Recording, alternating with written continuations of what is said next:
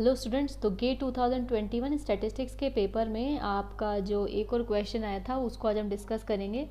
आपको यहाँ पे 4 रैंडम वेरिएबल दिए हुए हैं, ठीक है, x1 से लेके x4 तक, और इनका जो जॉइंट डिस्ट्रीब्यूशन है वो है multivariate normal distribution with mu and sigma constants. तो जहाँ पे जो म्यू है वो आपको 4x1 का ये वाला वेक्टर दिया हुआ है, और ये जो वेरिएंस कोहेरेंस मैट्रिक्स है वो है सिग्मा। इन दोनों के थ्रू आपको जो भी इंफॉर्मेशन यहाँ पे मिल सकती थी वो हमने यहाँ पे रेड कलर में लिख दी है। तो आप वीडियो को पॉज कीजिए 1 मिनट के लिए और ये सारी इन्फॉर्मेशन को यहाँ पे ऑब्जर्व कर लीजिए कि कैसे कैसे मैंने यहाँ पे इसको लिखा है, ठीक है।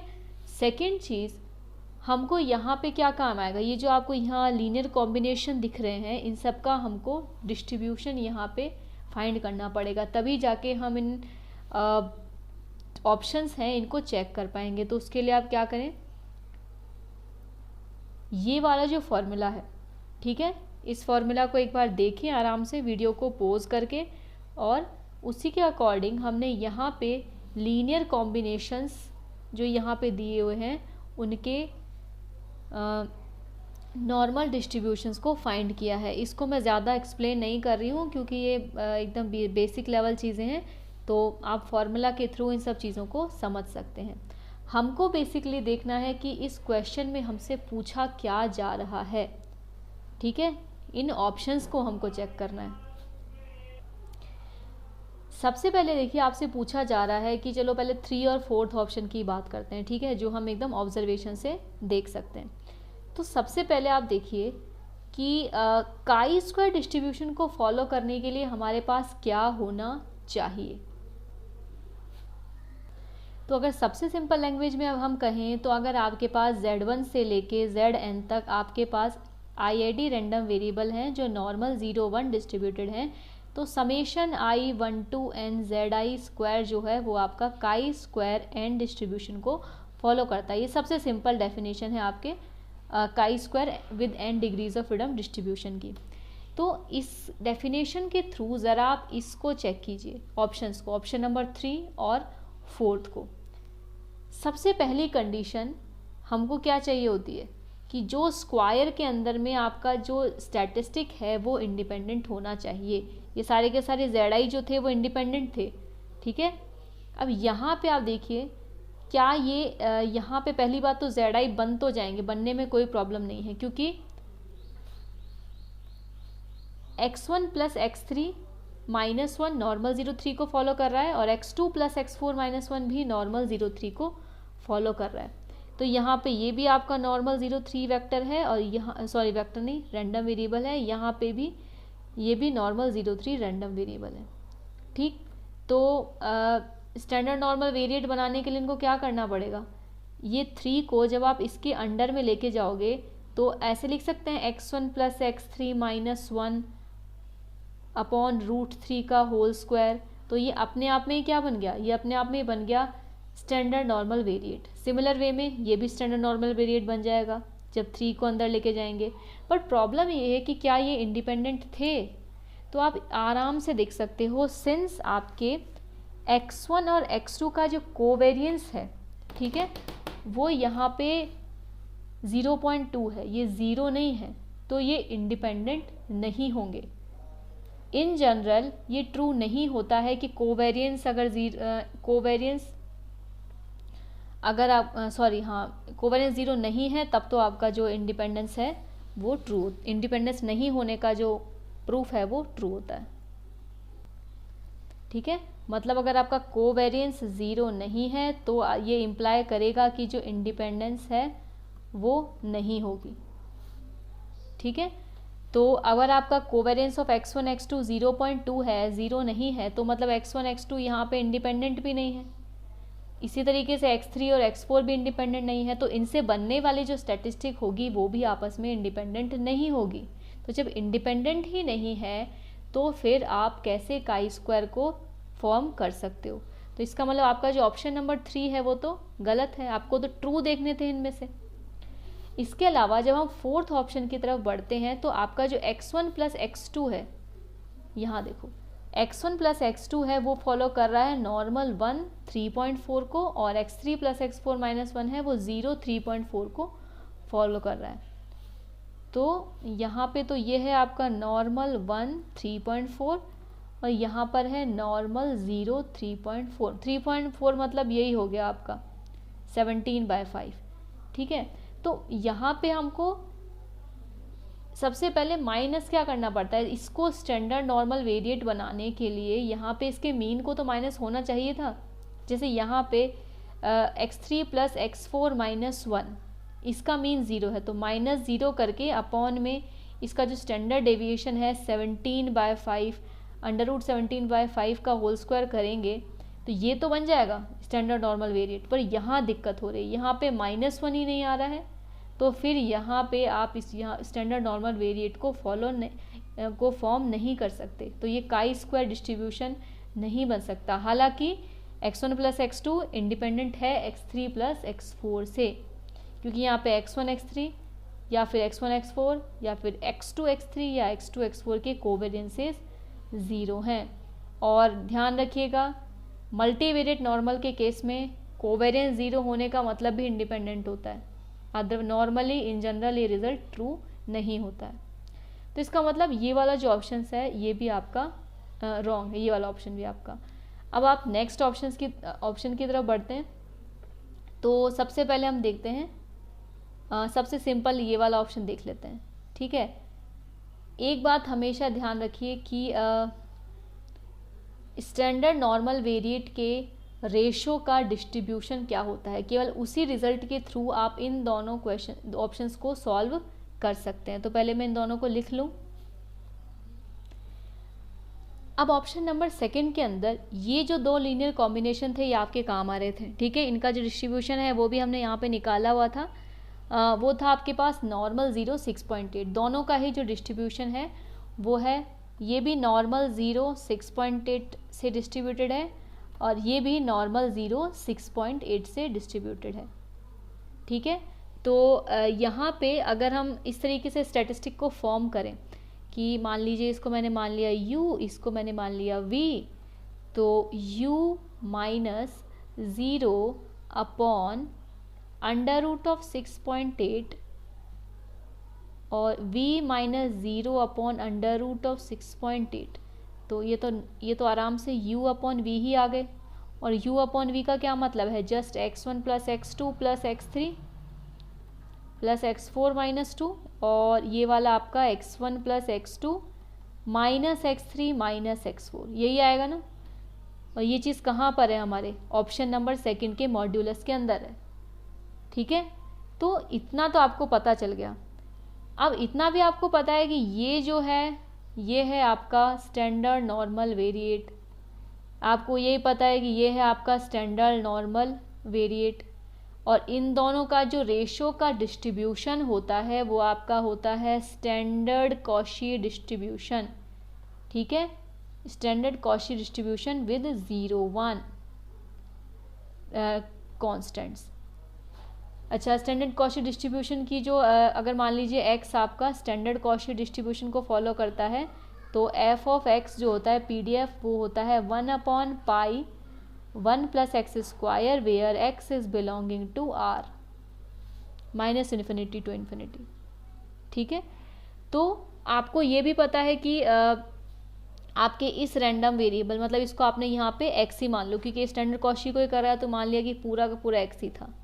तो ये पूरी की पूरी जो स्टैटिस्टिक है ये आपके स्टैंडर्ड कॉशी डिस्ट्रीब्यूशन को फॉलो कर रही है, और आपसे यहाँ पूछा जा रहा है कि मॉड्यूलस ऑफ दिस। ठीक है, तो मॉड्यूलस का एक बार आपको वो निकालना पड़ेगा, डिस्ट्रीब्यूशन क्या होता है। ठीक, तो मॉड्यूलस का डिस्ट्रीब्यूशन निकालने में आपको ज़्यादा कुछ करना नहीं है।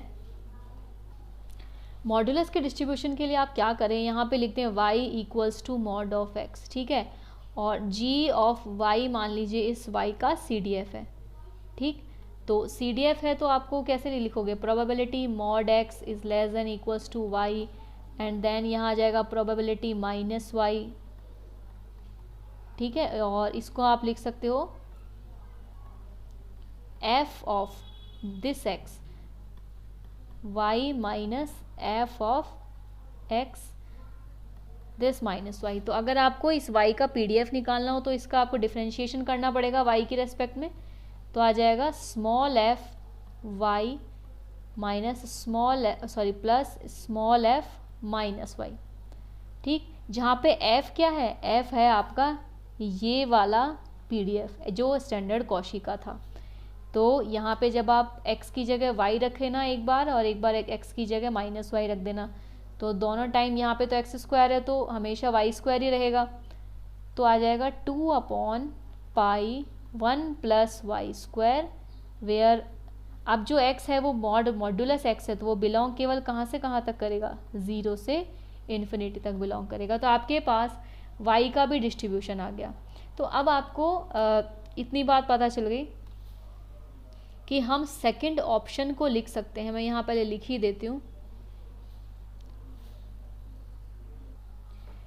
अब आप ध्यान से देख लीजिए, ये जो सेकंड ऑप्शन है, ठीक है, यहाँ पे आपने इस वाले अंदर वाली स्टैटिस्टिक्स का डिस्ट्रीब्यूशन निकाला था कॉशी 0, 1, उसके मॉड्यूलस का भी डिस्ट्रीब्यूशन निकाल दिया। तो complete modulus of this ratio, इसका डिस्ट्रीब्यूशन हमारे पास है और इसकी एक्सपेक्टेशन हमको फाइंड करनी है। तो उसको हम कैसे लिखते हैं, सेकंड ऑप्शन को हम कैसे लिख सकते हैं। अब सेकंड ऑप्शन अब आपका ऐसे लिखा जा सकता है, expectation of this y equals to 0 to infinity 2 into y upon pi 1 plus Y square dy। तो फाइनाइटनेस चेक करने के लिए इस 2/पाई को हटा भी दें तो कोई प्रॉब्लम नहीं है। बेसिकली आपको 0 से infinity y 1 plus Y square dy, क्या ये इंटीग्रेशन जो है वो फाइनाइट है कि नहीं, इसको बस चेक कर लिया ना तो आपको पता चल जाएगा कि ये एक्सपेक्टेशन ऑफ y जो आने वाली है वो फाइनाइट आएगी या नहीं आएगी। उसके लिए सिंपली आप एक ट्रांसफॉर्मेशन लगाइए, यहाँ पे 1 प्लस वाई स्क्वायर को यहाँ डाल दीजिए u, और इससे आपके पास आ जाएगा y dy equals to du/2, और इंटीग्रेशन आपके पास क्या आएगा, ये 1 to इन्फिनिटी और यहाँ 1/2 बाहर में du अपॉन u। तो आपके पास आ गया 1/2 इधर, log of u 1 to infinity. जैसे ही आपने log में ये इन्फिनिटी डाली तो आपका जो इंटीग्रेशन है वो फाइनाइट नहीं रहा, मतलब आपकी जो एक्सपेक्टेशन ऑफ y है वो फाइनाइट नहीं रही। तो इसका मतलब ये वाला जो ऑप्शन था, ठीक है, कि ये जो इंटीग्रेशन है, ये सॉरी एक्सपेक्टेशन है, ये फाइनाइट नहीं आएगी, ये ट्रू था। ठीक है, बचा कौन सा ऑप्शन, ये वाला ऑप्शन। इस वाले ऑप्शन में भी आप देखो उसमें कुछ खास नहीं है, इसी से रिलेटेड है। आपके पास दिए हुए हैं x1 प्लस x2 माइनस 1 0.34 और ये वाला भी आपका 0.34। तो यहाँ पे ये वाला जो वेरिएट है ये भी नॉर्मल 0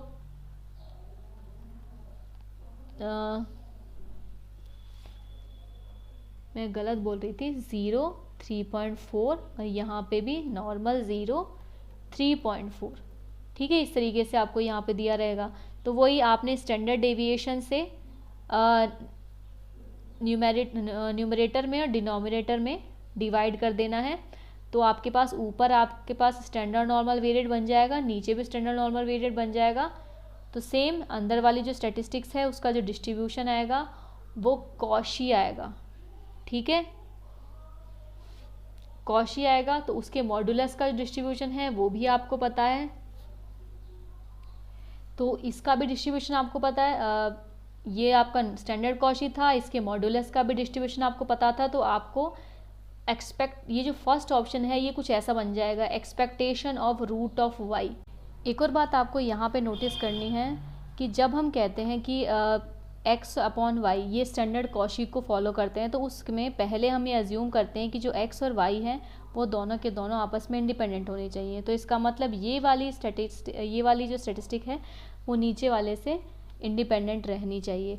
तो इसके लिए हम क्या करें, कोवेरियंस निकाल लें। अगर कोवेरियंस 0 है तो इंडिपेंडेंस प्रूव हो जाएगी, क्योंकि ये मल्टीवेरिएट नॉर्मल डिस्ट्रीब्यूशन का केस है। तो अगर आपने कोवेरियंस निकाला इसका x1 plus x2 plus x3 plus x4 का किसके साथ, x1 plus x2 minus x3 minus x4 के साथ, वो 0 आ गया। ठीक है, तो उस केस में आपका जो ये स्टैटिस्टिक्स है वो स्टैंडर्ड कॉशी फॉलो करेगा। इंडिपेंडेंस को कैसे कोवेरिएंस को कैसे चेक करना है वो ये आपके ऊपर है, या मतलब ये छोटी प्रॉब्लम है, ये आप खुद को सॉल्व कर लीजिए। उसके बाद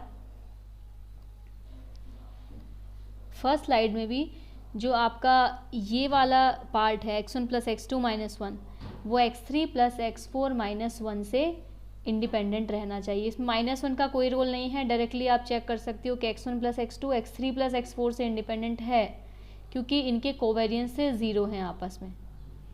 ठीक है, तो स्टैंडर्ड कॉची फॉलो करने में कोई प्रॉब्लम नहीं है। अब लास्ट में मैंने आपको बस इतना बता दिया था कि हमारे पास ये स्टैंडर्ड कॉची है और ये वाला मॉड्यूलस का डिस्ट्रीब्यूशन हमारे पास है, तो ये पूरा ऑप्शन कुछ expected value of root Y के फॉर्म में हमारे पास आ गया। अब देखो, expected value of root Y आपके पास क्या है, 0 से इन्फिनिटी 2/पाई root Y upon 1 plus Y square D Y.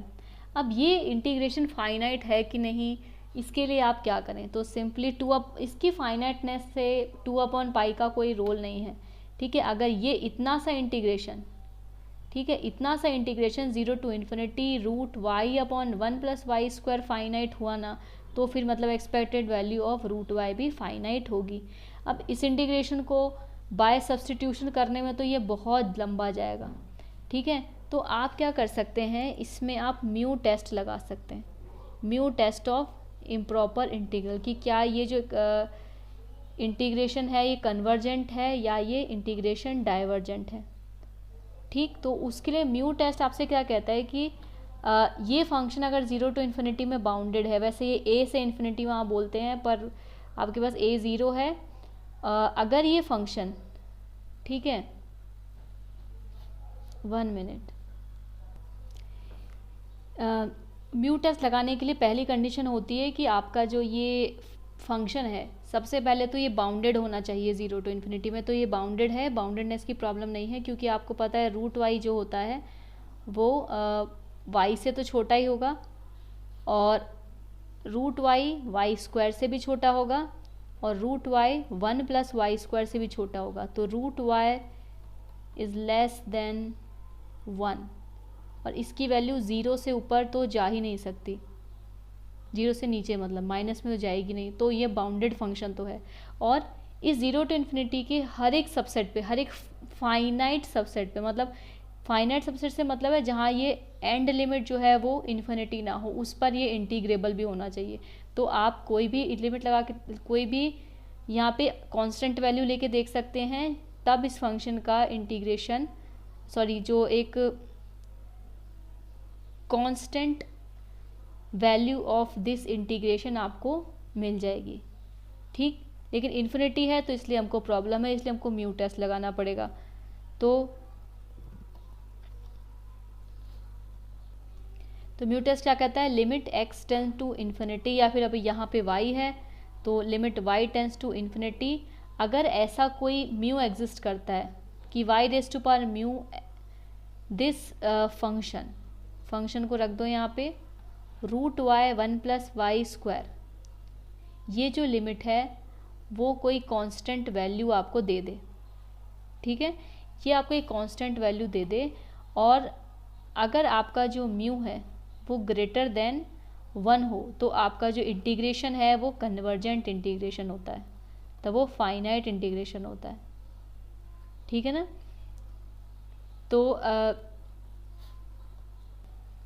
तो यहाँ पे आप म्यू को रख सकते हो 3/2, तो जब आप 3/2 रखोगे तो आपके पास क्या बनेगा, यहाँ पे Y square 1 plus Y square और limit y tending to infinity, जो कि आपके पास 1 आ जाएगा, कोई कांस्टेंट वैल्यू आ जाएगी, और म्यू इक्वल्स टू 3/2 है ही, तो इसका मतलब जो इंटीग्रेशन है ये कन्वर्जेंट है, ये जो एक्सपेक्टेशन आएगी ये आपकी फाइनाइट आएगी। तो इस वजह से आपका जो ऑप्शन नंबर 1 है वो गलत हो जाएगा, क्योंकि ये जो एक्सपेक्टेशन आएगी ये इनफाइनाइट नहीं आएगी, फाइनाइट आएगी। ठीक है, so thank you for watching my video.